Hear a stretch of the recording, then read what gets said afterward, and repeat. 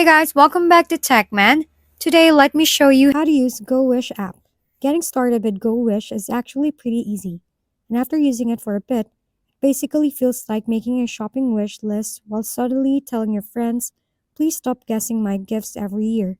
First, download the app from your app store and sign up using your preferred method like Google, email, another available option. Once you're logged in, you will land on the main dashboard where you can explore sections like activities, inspirations, friends, and your actual wish list area. The main feature is adding wishes, which you can do using the Add Wish button at the bottom of the screen. I usually just paste a product link directly because it saves time, but you can also create wishes manually by adding a title, price, image, quantity, and description yourself.